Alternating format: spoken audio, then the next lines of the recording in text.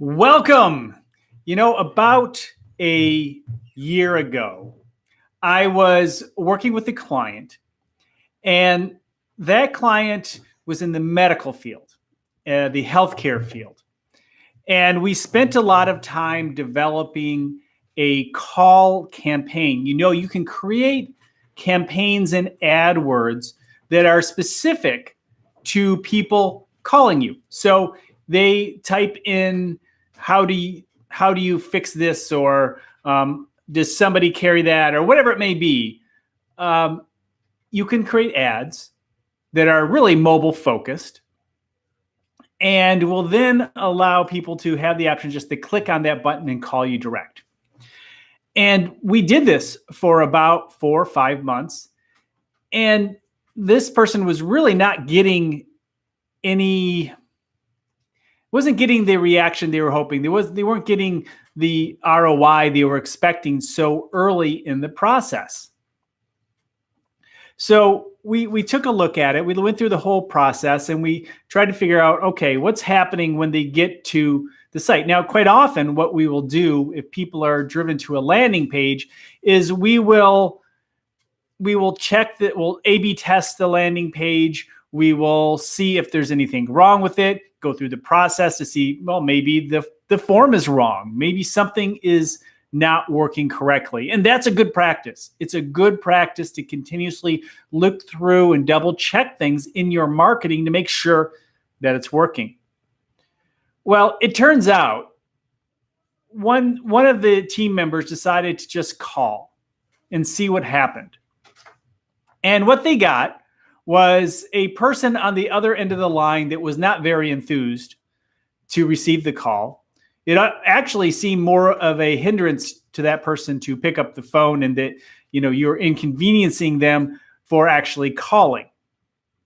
So when you're advertising and you're paying money to drive phone calls to your business, and the person on the other end is not very nice, there's a problem. And so we ended up stopping that campaign and trying other things because that person had been around for 20 plus years and they weren't going anywhere. That's a bigger problem for the entire company, obviously, especially in the healthcare field. But sometimes it's little things like that that prevent our marketing from working. And so we need to really think about all the reasons why. Sometimes the problem isn't your social media plan. Sometimes the problem isn't the AdWords or Facebook ads or SEO, people coming onto the website. Sometimes it's something else that you're not even thinking about. Welcome to the show. This is the Creative Marketing Show. Good to have everyone here. And I'm focusing this show on going into the new year. What is success? What does it take to be successful in 2019? And hey, if you have not already, make sure you subscribe to the YouTube channel or your local podcast host, whichever you prefer, iTunes, Stitcher Radio, SoundCloud, Spotify. And I hope to hear from you. And please leave comments and give us reviews. It is always very helpful. Now, one of the things that I promised in the new year was to share with you my 7 sources of income that I'm focusing on. As we know, and we're going to talk about this later, we have a really good question and answer session coming up. And what I promised I would share with you are the 7 sources of income and where I'm going with them. And some of them are very small. And as we know, the USC, Unique Success Combination, we focus on trying to achieve 7 sources of income at least. Now, some of us have 1, some of us have none, some of us have 5, and some of us strive to have 10. That's fine, as long as you know what your number or focus is. And sometimes you're doing great with 7, but another great one comes along that's not going to distract you from doing your other areas well. So let me share what those things are. And I'm going to, throughout these live sessions, throughout the next year, share with you where I am. This whole shift in this show and this channel. I really feel like I'm going to have a good breakout this year. I see the numbers. I see just more growth happening in the channel and in the podcasts and even the blogs. Good stuff is happening. And I really want to share the results with you, but it's going to take hard work. It's just not going to happen by accident. It's all going to take work. So what I want to do, the first one is Rosh Media. That is my digital marketing, my social media, my consulting. Well, we're breaking that one out. But Rosh Media is my media company.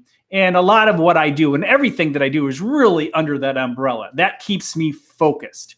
We're a media company. And if the new thing that I want to do, the new source of income doesn't fit very well as part of a media company umbrella, then I'm going to have to say no to it. I want to do things where I can continuously focus and make sure that I'm doing things that are not going to take away my focus in a way that's going to distract me from making gains in other areas. So with Rosh Media clients, I want to increase that by 100%. So we start right here with 0. We're at 0. And over the next months and weeks as we have this show, I'll share with you how I've improved or not, what has worked. And this show, this channel, especially the YouTube channel, I'm really starting to dig deep, and I'll talk about that a little bit more in a few moments. Number 2 is my photography. Many of you who follow my podcasts and blogs know I'm obviously my degree's in photography, and I've been marketing photography pretty much my whole life. And commercial photography is something I do a lot of. So that next goal for the next year is to double my photography. So that's number 2. Number 3 is the amount of money that I make in AdSense. Not AdWords, AdSense. AdSense is actually income from say YouTube, income from my blogs. There are other types of advertising, which I'll talk about in a few moments. However, AdSense is one of those areas. Now, right now, I average a grand total of $8.50 a month in AdSense. I mean, I know I should be off on a big cruise in the Caribbean, but no, I'm saving that money and we'll see where it takes me. But my goal is actually to increase it by to about $250 a month or more. And YouTube is certainly a part of that. Now, I was part of that demonetization last year. And so I don't get that money. But right now, it would probably be about $30, $35 a month based on what I was getting before. And that's, again, still not a huge amount of money, but that's a step. So part of that this year, getting monetized in YouTube, as well as improving how I'm using Google AdSense on my new blogs and blogs that I am creating as a media company. And so part of it is just making some adjustments. I have some blogs that have enough traffic that should make a lot more than $8.50 a month. But, it's just a link here, link there, or an ad here, ad there, and it's not doing what needs to be done. So the same thing, moving into number 4, is affiliates. And affiliates are, if, for example, I suggest that you should buy the Canon Rebel camera, sake of argument. I've used a lot of Canon cameras and I recommend them. And here you go. Here's a link to a website where you can buy them. It could be B&H. It could be Amazon. It could be Anorama. I mean, there are a number of places you can buy cameras. And if I had a link that went to their website and as part of their affiliate program, they would give me a commission for that. So that is I want to increase that. Now, right now, I'm about the same, making about $8.50 a month. Although I have to tell you, somebody did purchase an iPad the other day, iPad the other day through one of my sites, and it was a pretty good commission out of that. I mean, a lot more than $8.50. So that's another thing for me to consider and to work on. Different ways is, again, multiple sources of income. Online courses, I would like to consider about maybe making $500 a month on that. Again, a lot of those things can be a lot more but I'm trying to be conservative, especially because I don't know where those numbers are going to lead me. So I'm putting something out there. Maybe in the middle of the year, I change those goals, and that is just fine. But why not create something that I think is reachable and build from there? My consulting, I do a lot of consulting right now. And I just talked with somebody today who I'm going to be doing some consulting with in the new year. And I make an hourly rate for the consulting, but I'd like to do more via video. More consulting by video allows me to stretch more across the country. A lot of my consulting is by phone or in person, a lot in person, quite honestly, locally. So I want to expand that. So my consulting via video. So right now I'm going to call that 0. The online courses I'm calling 0. So 0 to 500 per month, 0 to 1,000 per month on the consulting. And the last one, speaking. And that's number 7 as an income source. Talking a lot about what I do. I haven't really been out on the road. There's a time I was on the road a lot, speaking regularly, and I've been threatening for quite a while. Right now, I'm just leaving that open as much as I can make for my speaking. So I don't have a goal for that specifically, but it is the 7th source of income that I'm working with. And our combination, 7-5-3-1, 7 sources of income, 5 people to consult with and work with to help grow your company, 3 processes to work on, and 1 channel. And that channel, again, could be Facebook, it could be YouTube, it could be Pinterest, it could be your blog, starting off with 1 channel to grow.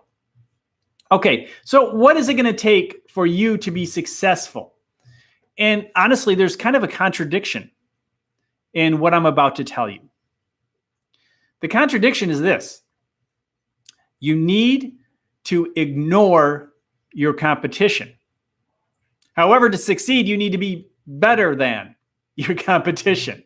So my focus and what I often recommend to most people who are trying to grow their success combination, their business, is to understand the competition, see who the competition is, but each month continue to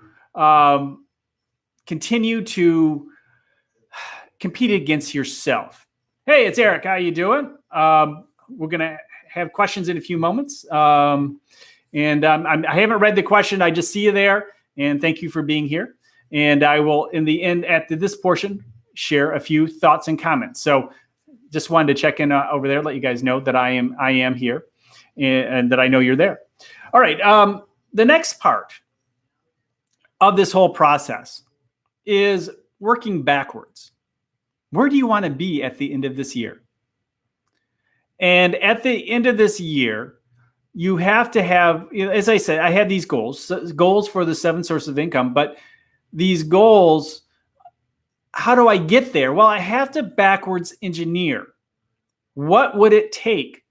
How much would I have to sell? How many people would I have to meet? How many appointments? How many interviews? How many presentations of a portfolio? How many ads do I need to put out there? Knowing that so many ads out there, so many impressions, whatever it may be, there are many avenues which we dig deep into and will continue to dig deep into in the coming year. And we just have to work backwards and take a look at what it is that you need to do step by step, rather than just hope, rather than say, okay, I'm going to start networking once a week to meet my goals. Would that be enough? If you networked and met 1 person every time, would that be enough? You don't know that. So when you go from that point, work from the backwards to your goal, back to where you are now, sometimes you realize, oh, I need to go to 2 or 3 networking events and I need to meet 1 good person every time because 1 out of 10 is actually going to become a client. That's how you need to work it. And from there, you can figure out the best options for you in terms of your marketing. Another thing you need to understand are simple things.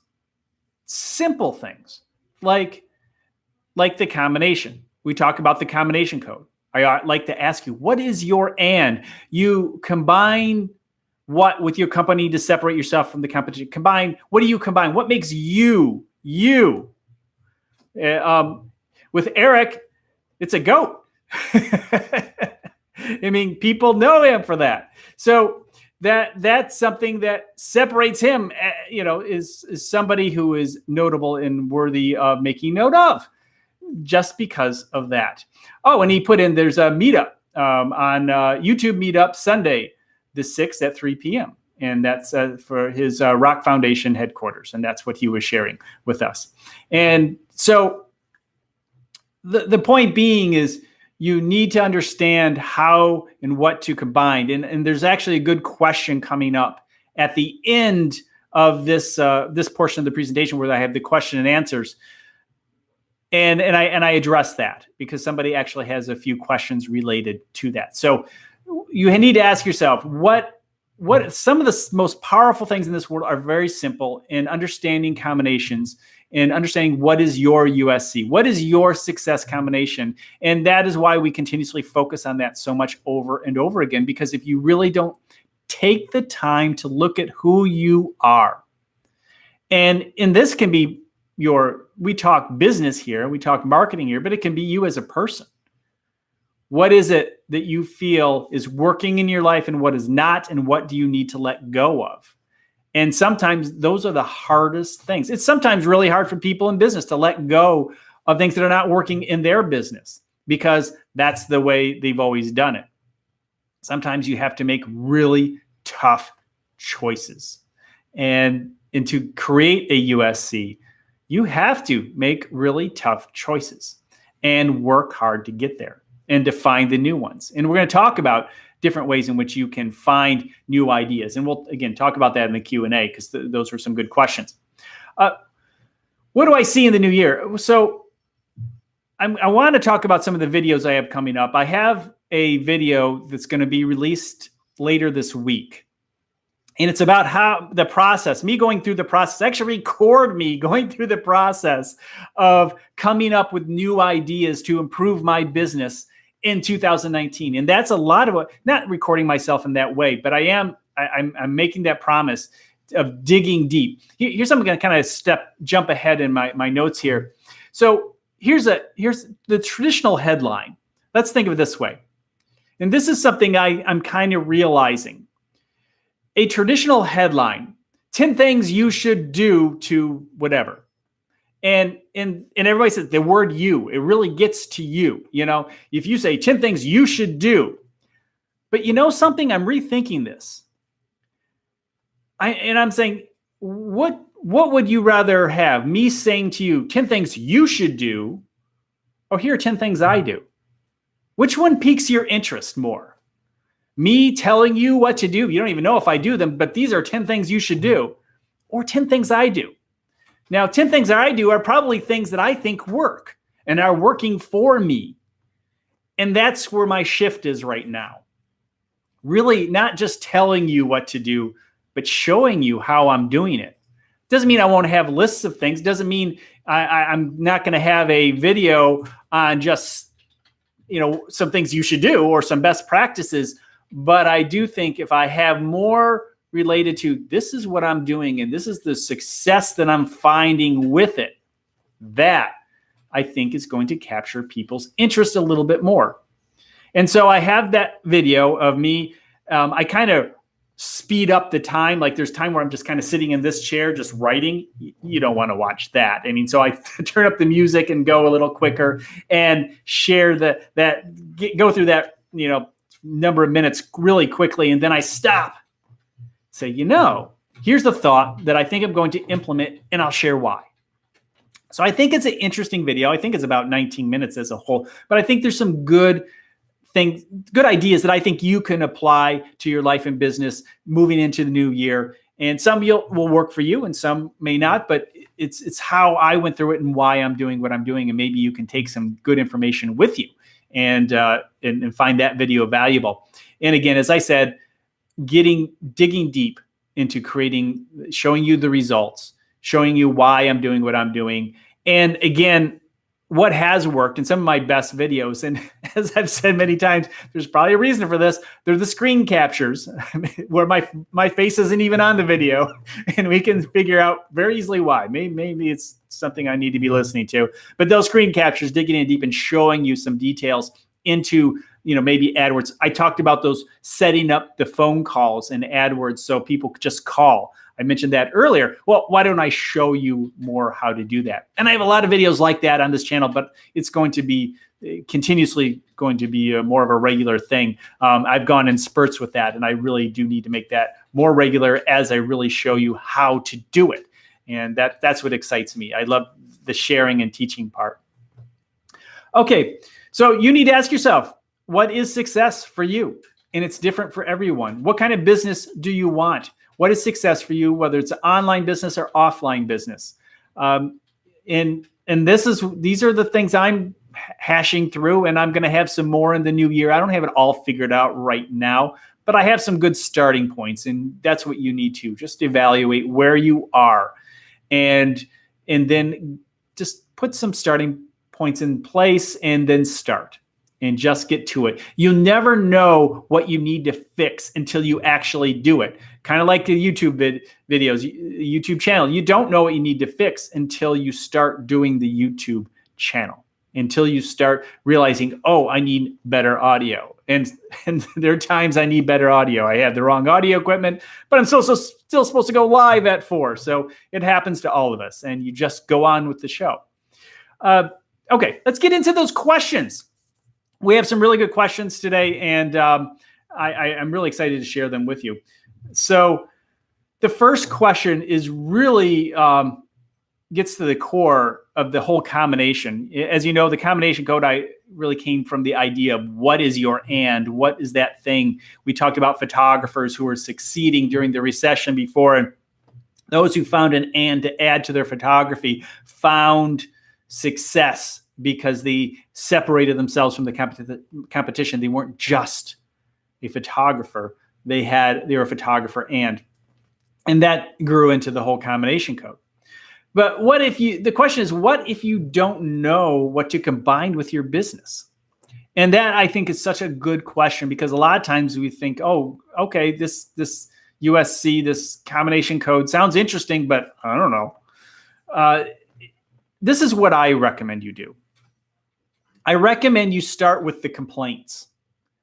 What are the complaints people have in that industry?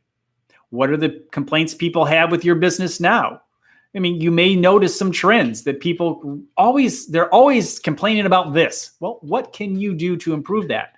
Maybe you're just getting into the industry and you're thinking, it seems like everybody does this wrong in this industry. How can I fix that to improve it?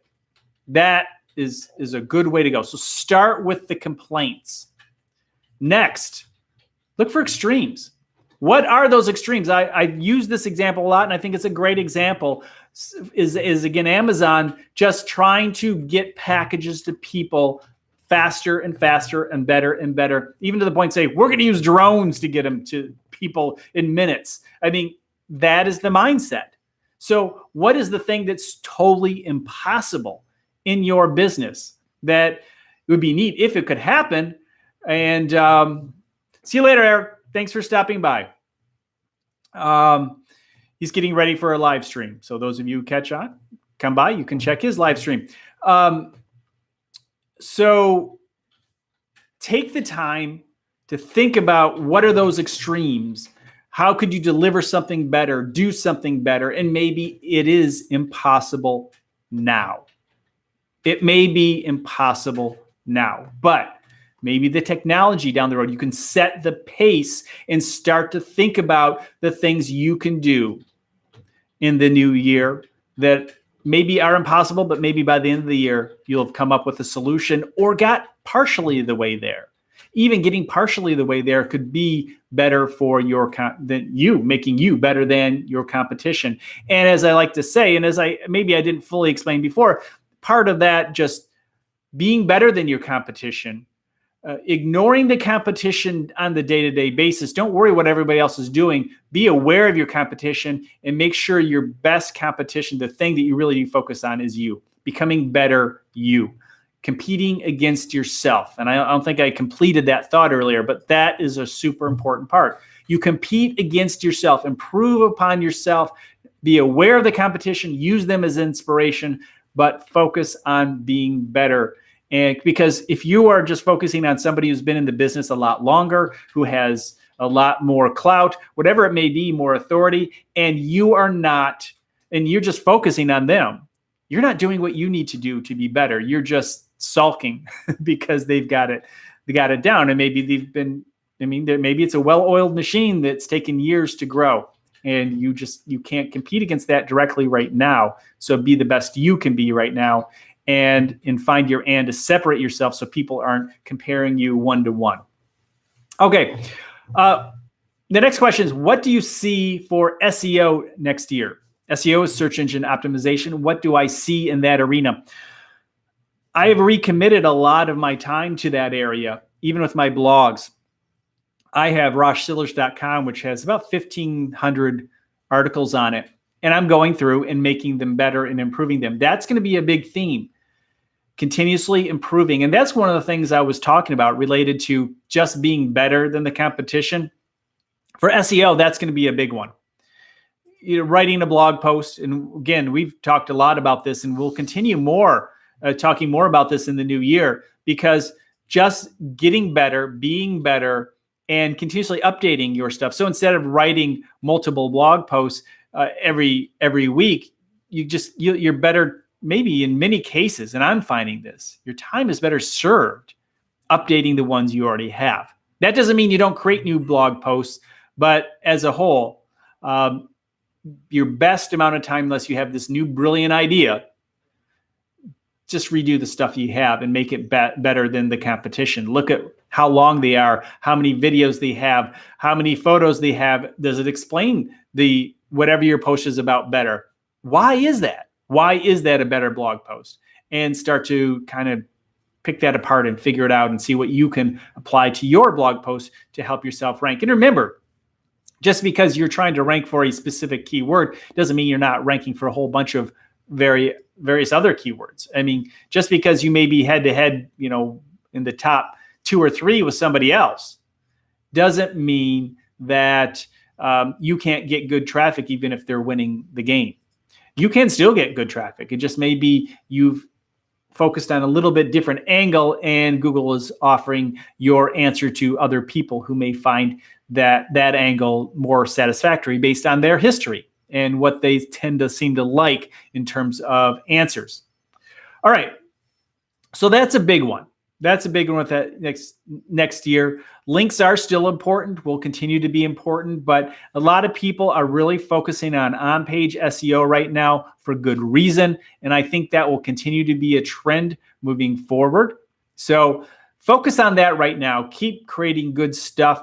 You're getting rewarded a little bit better than maybe you were a couple of years ago when the other factors were more involved. It really is this last year, especially starting last spring, is when we really saw it, that Google just kind of turned back. The theory, and I've heard this mentioned a few ways, and I think this is something I talked about maybe 3 or 4 years ago, that I think Google, they really just turned on the AI, the artificial intelligence. And so in a sense, a lot of the things that were relevant years ago on page SEO is what the AI is learning, and learning that what humans want, is trying to figure it out with some guidance, obviously, from the Google engineers. But ultimately, this AI is starting all over. So it seems like we reset the clock in SEO. And that's because we have a toddler learning SEO, but is controlling the search results. And so that AI is getting smarter and smarter, and will get better and better. But as I mentioned before, years ago, I wrote about this and talked about it on the podcast, so what's going to happen is we're going to be able to see what the AI likes, because the AI is going to realize, most humans like blue buttons. So they like to push blue buttons. So the pages with the blue buttons are going to rank for this category in this way because this is what these humans seem to like. This is what they engage with. And so we'll all realize it's about blue buttons. And so in other words, this AI is going to kind of average everything out, and we'll understand what those best practices of this AI is. Basically, the best practices are what the AI, the artificial intelligence, interprets what people like and want. So sometimes we will have to be bold and to try and get away from the competition and use a green button once in a while and figure out how we can make that really relevant and get to the top and get a lot of activity around that green button. So there are a lot of ways to go about it. But I do think that there's nothing to be afraid of related to the AI. It's just a matter of just seeing where it starts to land as it gets smarter and smarter. And quite honestly, as this AI understands that you specifically like really short answers and really get to it, or you like top 10 lists, while other people who like really long, in-depth pieces should be shown those. And the AI is going to learn that. It's going to be very customized as we go forward. So right now, just pay attention to what is working, who are in the top 5, what do they have as answers, and how do they go about creating their pages. And over time, try to build some authority with your website. Okay, that's where I'm going to go for now.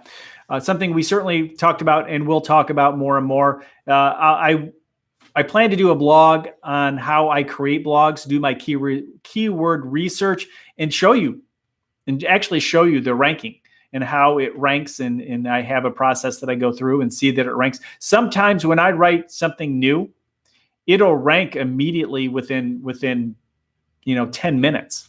I can show where it ranks and then understand what I have to do next. So those will be some interesting videos coming up. I plan to do a lot of that kind of stuff. People seem to be interested in it.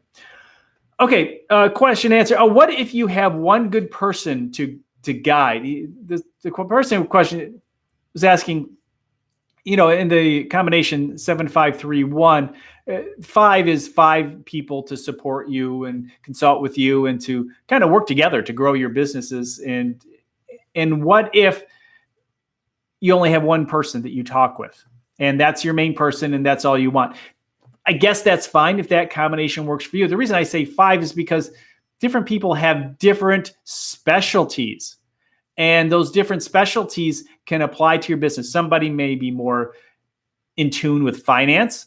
Another person may be more in tune with marketing. Another person may be in tune with just the beginning stages of growing a business in your industry or the trends in your industry. So different people with different kind of backgrounds is very helpful in growing your business as in a consulting capacity and even friendship capacity and you can bring something that, the expertise you have. We all have expertises.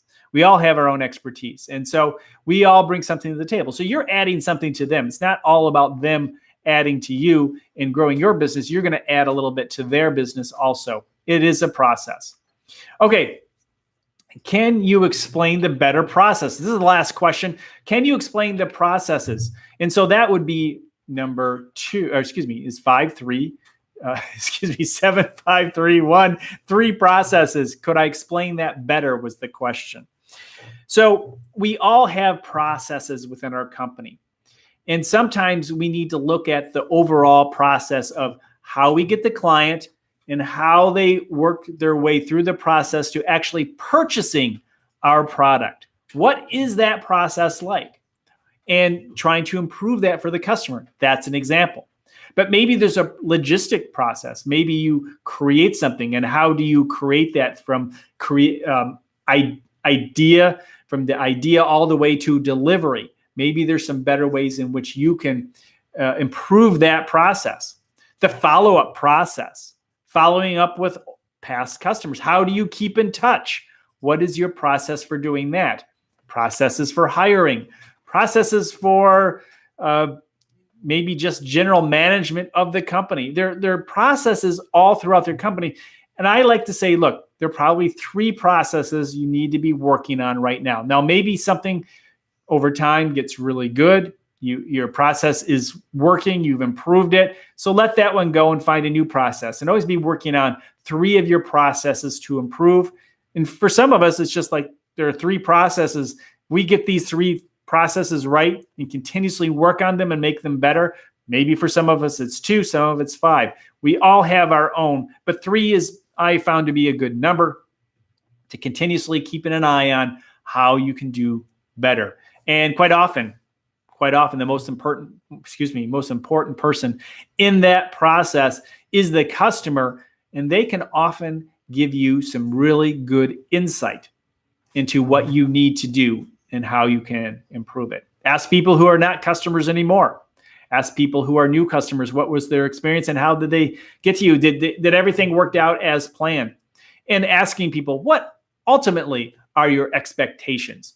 And sometimes asking that question before they even really engage with you or work with you. What is your expectation? And sometimes it's completely different than what you expected. And if you start to see and hear the same expectation over and over again, and it's not what you provide, maybe there's an opportunity there.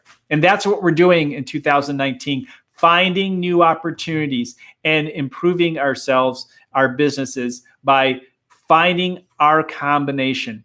It's a simple concept. And sometimes I think it's just too simple, but it's so important. If you really sit back and look at it, you start to realize understanding that simple concept can mean the difference of growing and improving and strengthening a company, or just letting it die or failing altogether. Understanding that and looking at a business that way, that it's not just one thing, it's a combination of things that make it happen. And when you get that, you're going to have a little more control. You'll not be overwhelmed if things are not going your way, and a little more insight on how to continuously grow and improve with good success. Hey, again, everyone, thank you for being here. Those of you who are on the replay, make sure you subscribe. Hit the bell icon if you want to come on live and ask me questions while I'm doing this show. I always appreciate it when people pop in. I often get a couple people in during the show, and sometimes give them a shout out, say hello. Otherwise, if you are watching, listening on iTunes or Spotify, make sure you let people know that I am here and that I'm here to support you. And the comments and the reviews and all that, wherever you can, is always helpful. That activity, such a powerful concept, is just activity.